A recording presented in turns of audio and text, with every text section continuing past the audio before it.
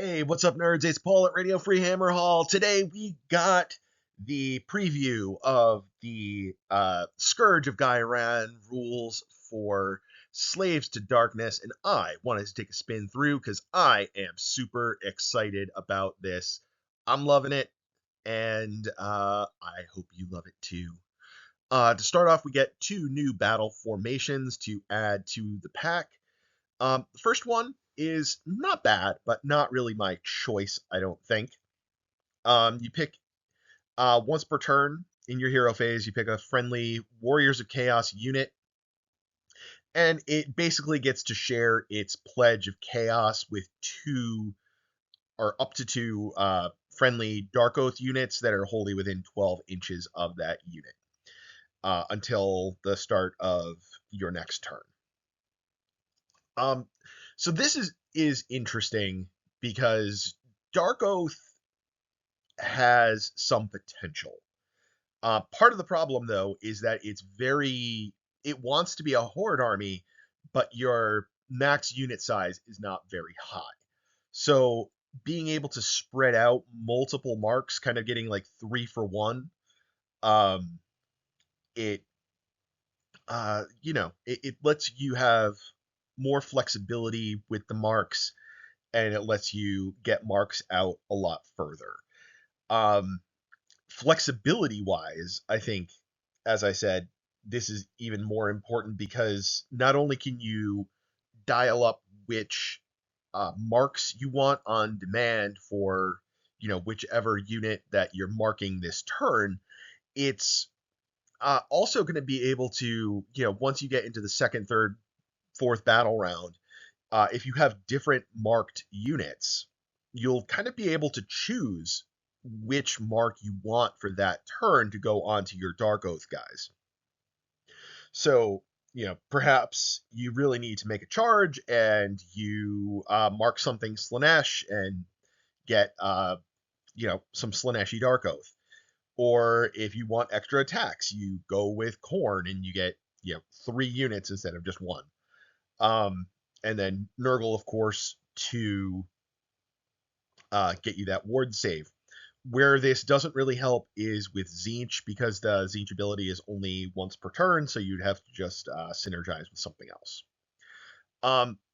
So let's move on to the Champions of Chaos. This is my absolute favorite thing out of this whole situation, this whole update.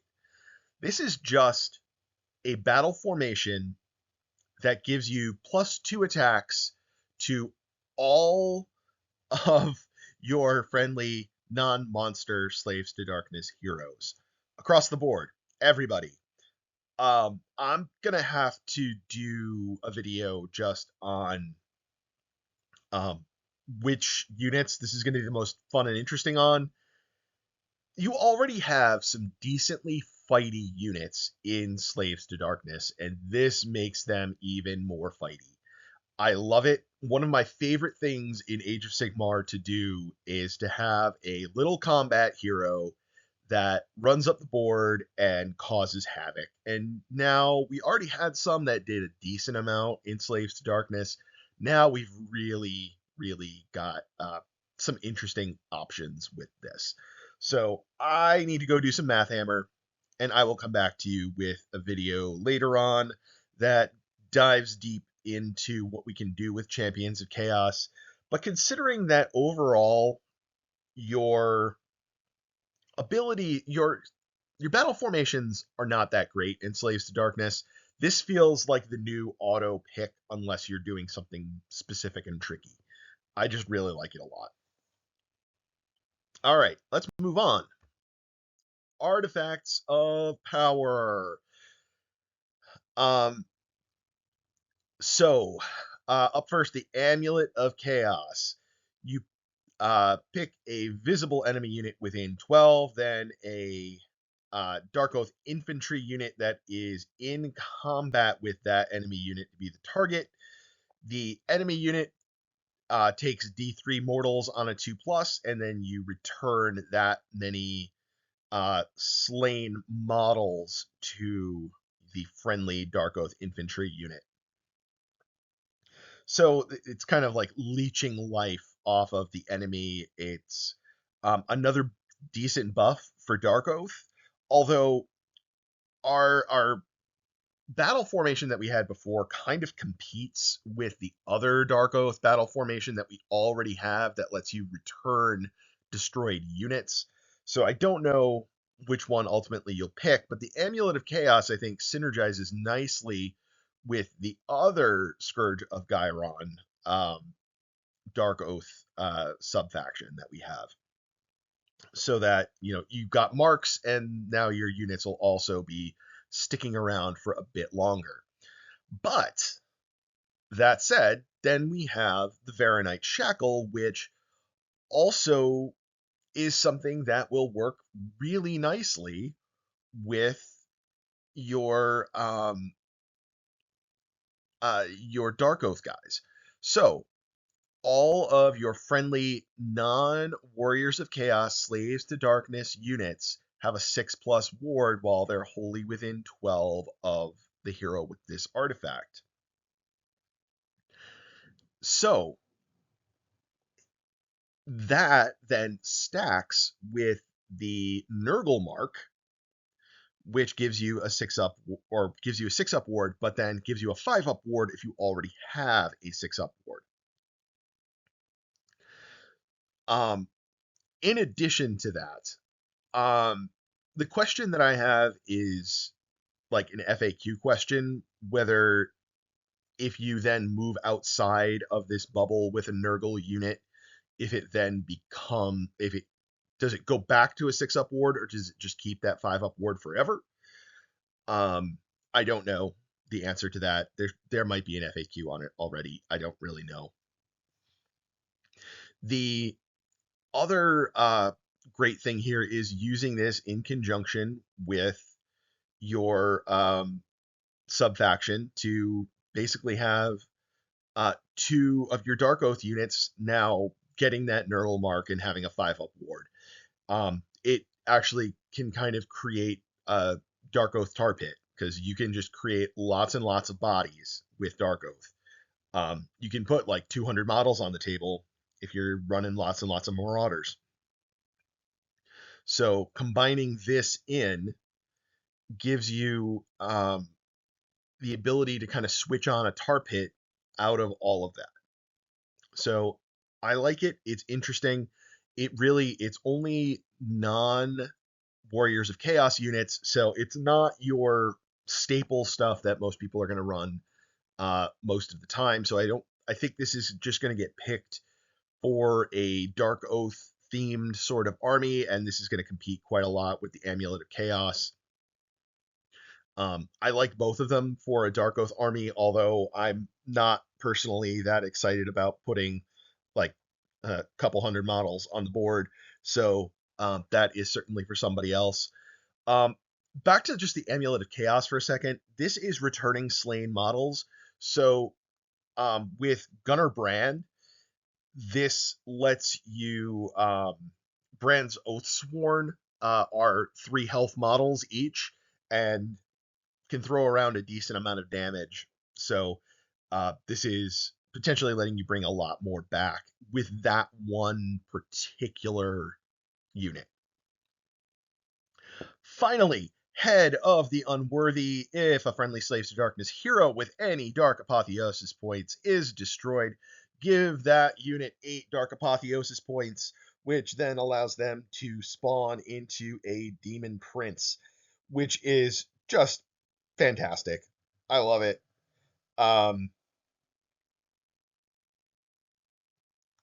Now, you have to pick one of your units at the start of the game to have the Eye of the Gods. And then you're going to have this second option to potentially get Dark Apotheosis. Because the best way to get your unit to Demonhood through the Eye of the Gods is to have them go fight. Because they have to fight, or they have to contest objectives outside of your territory to get Dark Apotheosis points. Um, Now, an important note with this, you get Dark Apotheosis points when you trigger a fight ability. So, you can choose a unit to have Eye of the Gods, yeet them up the battlefield, and fight, get the Dark Apotheosis points, and have them immediately die, and you get a Demon Prince elsewhere on the board. Or heal full, but we're not we're not here for that. We're here for running two super cheap heroes and having one of them turn into a Demon Prince after you yeet the other up the board. Um, and then again, combine this with our subfaction giving our heroes extra attacks. This is going to be fun and stupid. I'm probably going to do this. um, and do it also in combination with um, Deathmonger, so you have a fight twice guy. That I think would also get Head of the Unworthy, so that you get a Demon Prince that can fight twice. I love it. This is just fun. Um, this one has me written all over it, and I am very excited for that. Um, Also, like, this is super fun just because I don't really like the other artifacts that we have available to us, so this is just like fun. This is great. I love it. Okay, finally, we got a new war scroll for Abraxia, the Spear of the Ever Chosen. Her wheel up on the top is the same as it was before.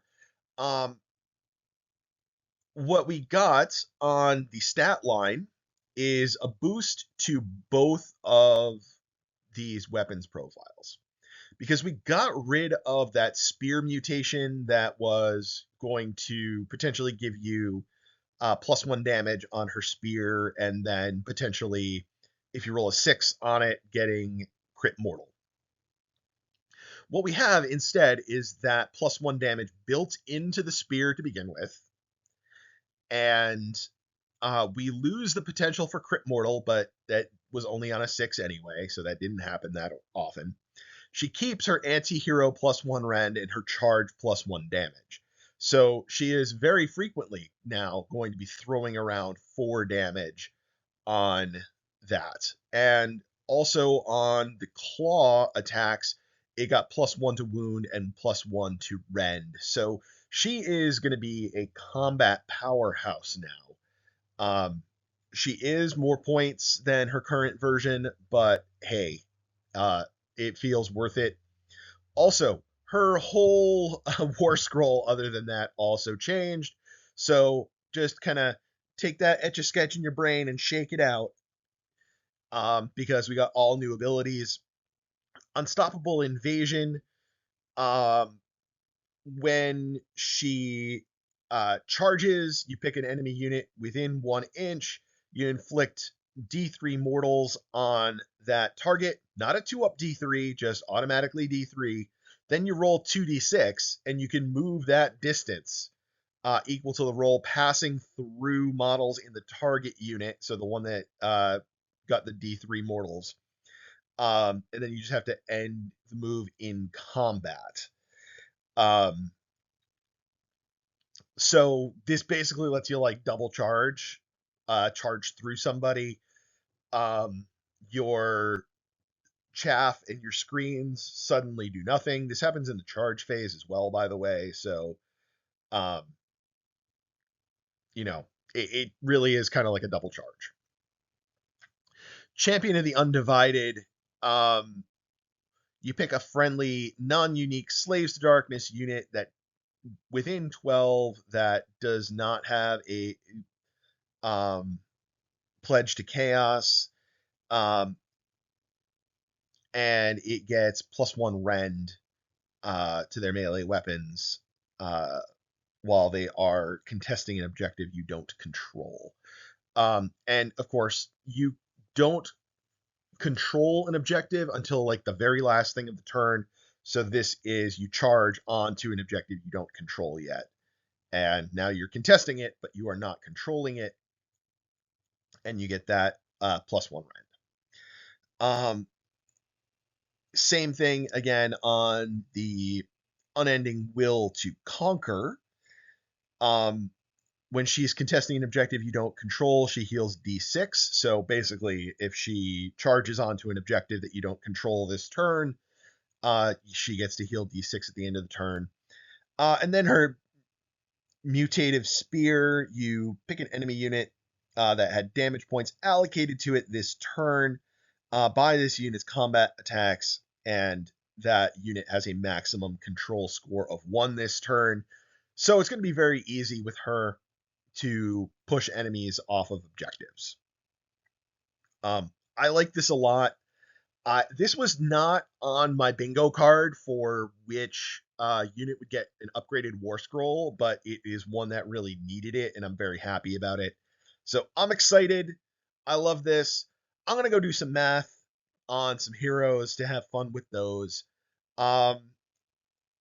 Hope you all out there are just as excited as I am about this.